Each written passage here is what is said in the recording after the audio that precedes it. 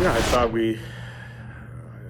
I thought both teams played really well all weekend long, and you've got to make plays when they're there, and you've got to be opportunistic and get some bounces, and I thought we did that. Um, our league came down to the wire again, just like we thought it would. And everyone's pretty much evenly matched, and it comes down to one or two plays. And, was certainly the case last weekend. Team's been, he said relatively, but very hot since the holiday break, 12-3-1. What stands out to you the most since that holiday break? That number kind of jumps out at you, but for me, it's our focus has been on our process and just trying to get better every day, and so at the end of it, it looks like a big number, but we really haven't thought about it. We don't talk about it. We talk about our daily improvement and trying to get better and playing for each other and playing the right way, and that's kind of been the last couple of months. We've just kind of grinded it away, and here we are now, new season, and everybody's at the same level, and we've got to be ready to go. Last year, at the end of the season, you guys were plagued by injuries heading into the playoffs. It was a totally different tenor or feeling going in. This year, relatively healthy.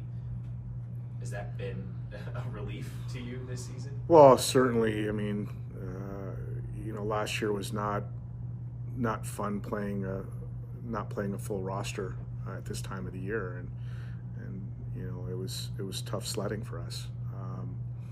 This year is totally different. We've had to, like I said, grind away from Christmas on, and we feel like we have our roster in a good place, and so we'll see what happens. Do the guys remember that feeling last year of losing the playoffs? Now we're back. We're hosting again. That's something we've done before. Something we haven't done before is win in the first round. Do they still feel that from last year? Listen, every year is unique, and every year is a new team, and you got to take what's in front of you and focus on that. And I think our guys are just doing that. We have a close team. We've been through a lot this year, and we're excited to play, just like everybody else is. Like I said, everybody's starting at zero, and it's a new year, and everybody's got the same opportunity that we have, and so you have to, during the week here, you got to be ready to go and focus on the game plan and play the games. The opponent upcoming is Ferris State. You guys took third. They finished sixth.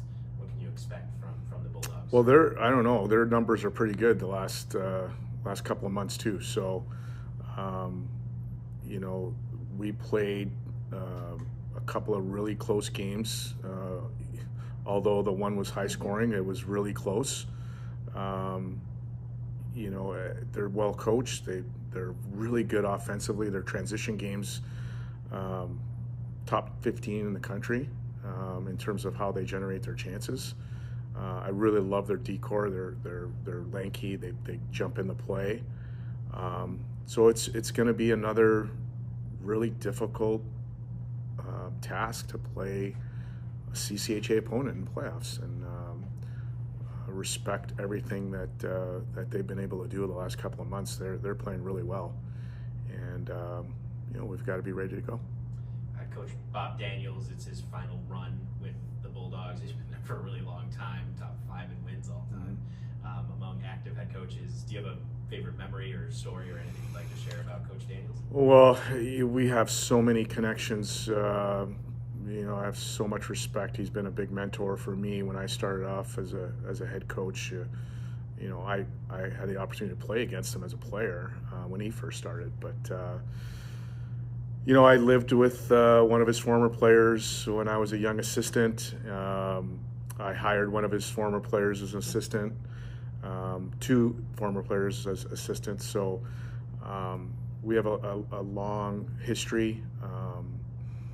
I certainly admire everything that he's accomplished. He's an inspiration to all of us. What he's done for college hockey is incredible. What he's done for Ferris State is incredible. We're going to miss him in terms of coaching, but he's earned the right to relax and play some golf and do the things that he loves to do. And like I said, he's been a big part of my coaching career, and you know, he's one of the, he's probably right up there in top 5 respected coaches of all time.